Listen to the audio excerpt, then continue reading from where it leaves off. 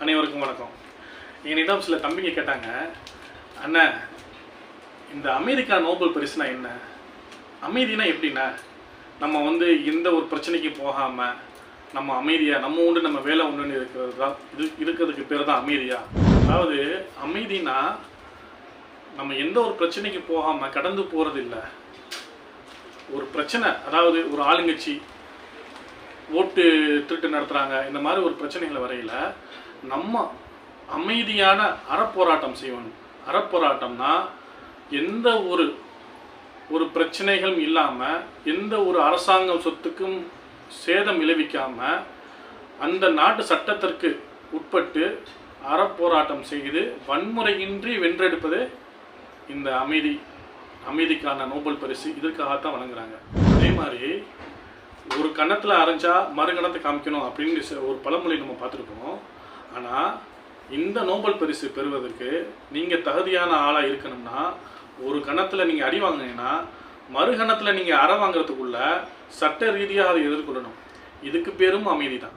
இப்போ நம்ம ரொம்ப பெரிதும் எதிர்பார்த்த டொனால்டு ட்ரம்ப் இருக்கிறார்ல, அவருக்கு தான் இந்த தடவை அமைதிக்கான நோபல் பரிசு அறிவிப்பாங்க அப்படின்னு சொல்லிட்டு எல்லாருமே எதிர்பார்த்தாங்க. வெள்ளை மாளிகையும் எதிர்பார்த்தது.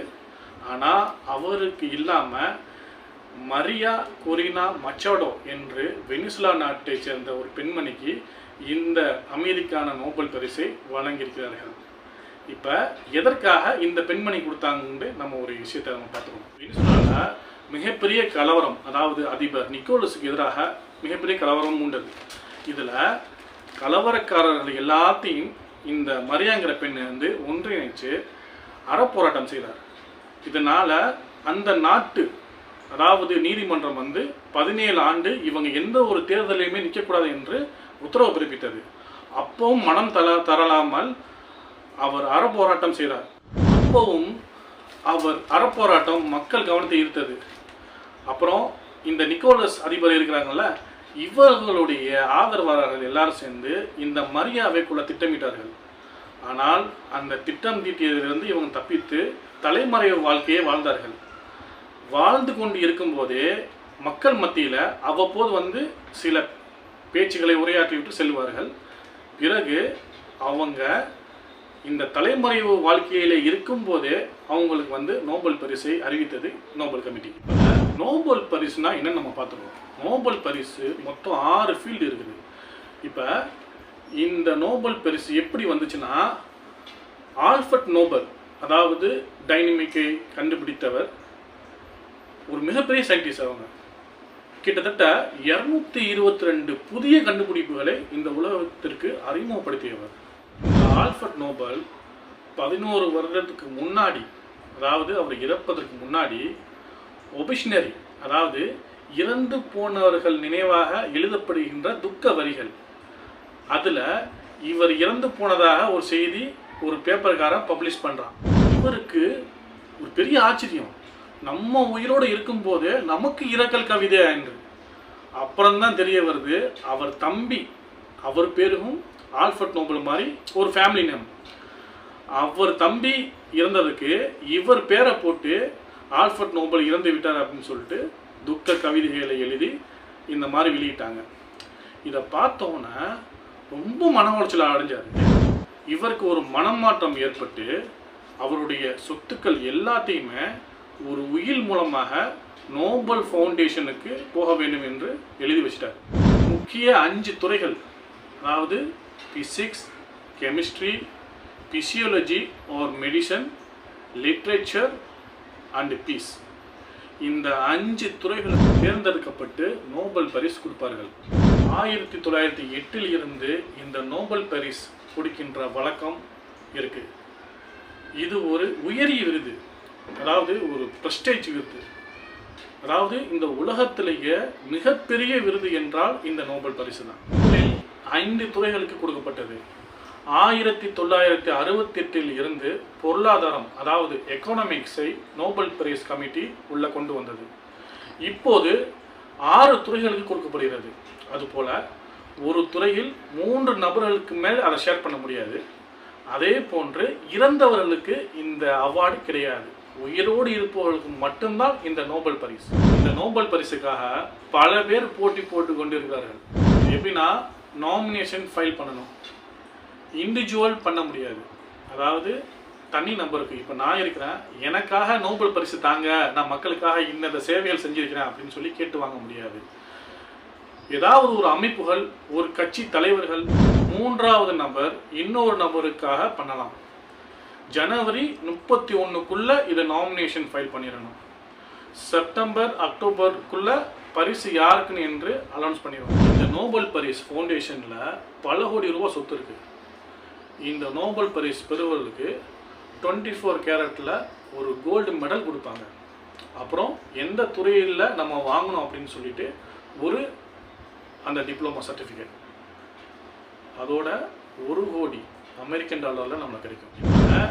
இந்த டொனால்டு ட்ரம்ப் இருக்கிறார்ல, அவருக்கு நோபல் பரிசு வந்துக்கிட்டு நிராகரித்தாங்க. ஏன் நிராகரித்தான்னு சொல்லிட்டு இதில் நாம் பார்த்துருக்கோம். அதாவது இண்டிவிஜுவல் பண்ண முடியாது, தனி நபருக்கு நம்ம வந்துக்கிட்டு பரிந்துரைக்க முடியாது.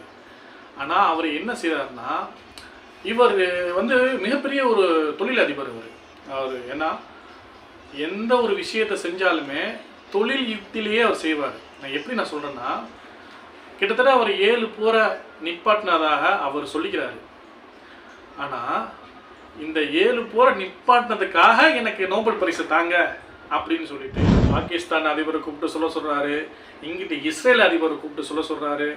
அவர் என்ன சொல்ல வர்றாருன்னா, நான் 7 போர் நிப்பாட்டிட்டேன், எனக்கு தாங்க, அதுக்கான ஆள் நான் தான், எனக்காக நீங்கள் நோபல் பரிசுக்கு நீங்கள் எல்லாம் பேசுங்க, நீங்கள் போய் பேசுங்க அப்படின்ட்டு அவர் செஞ்சதை எனக்கு இதுக்கு ஊதியமாக இந்த நோபல் பரிசை தாங்க அப்படிங்கிற மாதிரி தான் அவர் பேசுகிறார். அதனால தான் அவருக்கு நோபல் பரிசு நிராகரிக்கப்பட்டது. நான் ஒரு சிம்பிளாக அவருக்கு இதை நான் சொல்கிறேன். நீங்கள் மக்கள் பணி செய்கிறதுக்காகத்தான் மக்கள் உங்களை தேர்ந்தெடுத்தாங்க. வேற ஒரு நாட்டில் ஒரு பிரச்சனை நடக்குதுன்னு நீங்கள் சமாதானப்படுத்தி வைக்கிறீங்க, ஓகே, அதை நீங்கள் சமாதானப்படுத்தி வச்சிங்கன்னா, இதை நான் மக்களுக்காக நான் செய்கிறேன், வேறு யாருக்காகவும் செய்யலை, மக்கள் எல்லாரும் அமைதியை நான் நிலைநாட்ட விரும்புகிறேன், மக்கள் எல்லாரும் அமைதியாக இருக்கணும், இதற்காக மட்டும்தான் நான் செஞ்சேன் அப்படி நீங்கள் சொல்லியிருந்தீங்கன்னா உங்களுக்கு நோபல் பரிசு கொடுத்துருப்பாங்க. ஆனால் நான் இதெல்லாம் நான் செஞ்சேன், எனக்கு ஏன் நீங்கள் நோபல் பரிசு கொடுக்கல அப்படின்ட்டு அவர் தொழில்துறையில் எப்படி இருந்தாரோ அதே மாதிரியே முதல் போட்டு காசு எடுக்கணுங்கிற மாதிரி இவர் நான் இதெல்லாம் நான் செஞ்சேன், எனக்கு நீங்கள் நோபல் பரிசை தாங்க அப்படின்னு சொல்லிட்டு பிஸ்னஸ் ரீதியாக சந்திக்கிறாரு. நோபல் பரிசு உங்களுக்கு எப்படி கிடைக்கணும் என்றால் மக்களுக்காக போராடினதாக இருக்கணும். இப்போ நான் சொல்லியிருப்பேன், ஒரு பெண்மணி சொன்னேன், மரியா கொரினா மச்சாடோ அப்படிங்கிற ஒரு பெண்மணி, அவங்க அந்த நாட்டில் உள்ள எல்லா கலவரக்காரர்களையும் ஒன்றிணைத்து என்னை போராடி, அமைதி வழியில் போராடி, அந்த போராட்டத்திற்காகத்தான் அவங்களுக்கு நோபல் பரிசு பரிந்துரைக்கப்பட்டது. ஏன் நான் திரும்ப திரும்ப இந்த ட்ரம்ப்பை பற்றி நான் பேசுகிறேன் அப்படின்னா, இப்போ நான் வரையில் ஒரு ரோடை பிளாக் பண்ணியிருந்தாங்க, சரி அப்படின்ட்டு சுற்றிக்கிட்டு வந்தேன், அங்கிட்ட ரோடை பிளாக் பண்ணாங்க. எதுக்குப்பா ரோடை பிளாக் பண்ணுறாங்க அப்படின்ட்டு தேடி பார்க்கையில் டொனால்டு ட்ரம்ப் வந்திருக்கிறாங்க அப்படின்னு சொல்லிட்டு ஆளுக்கு சொன்னாங்க. ஆமாம், எதற்காக இப்போ மலேசியாவுக்கு வந்திருக்கிறாங்கன்னா, உலக தலைவர் மாநாடு நடக்க போதான், அதில் ஒரு ஸ்பீச் கொடுக்கறதுக்காக டொனால்டு ட்ரம்ப் இப்போ வந்திருக்கிறாங்க. தலைவர்களில் நோபல் பரிசு யாருக்கு கொடுக்குறான்னு நீங்கள் நினைக்கிறீங்க? நல்ல ஒரு கேள்வி தான். இப்போ நான் என்ன சொல்கிறேன்னா, இந்த கேள்விக்கு நான் ஒரு பதில் என்கிட்ட இருக்குது. இப்போ நான் சொன்னேன்னா நிறைய பேர் ஏன் காமராஜரை சொல்லலை, ஏன் அவரை சொல்லலை, ஏன் இவரை சொல்லலை அப்படின்னு சொல்லிட்டு சில கேள்விகள் பதில்கள் வர வாய்ப்பு இருக்குது. நான் வாழ்ந்த சமகாலத்தை என்னோட வாழ்ந்த ஒரு தலைவர் இருக்கிறாரு, அவருக்கு கொடுத்துருக்கலாம் அப்படின்னு எனக்கு தோணுது. அவர் யார் அப்படின்னா, அவருடைய வாழ்க்கையே இந்தியாவிற்காக தியாகம் செய்தவர், அணு ஆயுதத்தை இந்தியாவிற்காக கண்டுபிடித்து கொடுத்தவர், எத்தனையோ மாணவர்களுக்கு ஒரு இன்ஸ்பயராக வாழ்ந்து மறைந்தவர், முன்னாள் குடியரசுத் தலைவர் டாக்டர் ஏபிஜே அப்துல் கலாம் அவர்களுக்கு இவருடைய பேரை அவர் இருக்கும்போது பரிந்துரை செய்திருக்கலாம். ஆனால் ஏன் இந்தியாவை சார்ந்த தலைவர்கள் இதை பரிந்துரைக்கவில்லை என்று எனக்கு தெரியல. இந்த வீடியோ என்னுடைய ஃபாலோவர்ஸ்க்காக நம்ம பேசினேன். ஓகே, இந்த வீடியோ உங்களுக்கு பிடிச்சிருந்தா நீங்கள் கமெண்ட் பண்ணுங்கள், லைக் பண்ணுங்கள், ஷேர் பண்ணுங்கள். அதே மாதிரி அடுத்த வீடியோ எதை பற்றி பேசலான்ட்டு கீழே ஒரு கமெண்ட் பண்ணுங்கள். எதில் மெஜாரிட்டியாக எதை பற்றி பேசலான்னு இருக்குதோ அது சம்மந்தமாக நம்ம பேசலாம். நன்றி, வணக்கம்.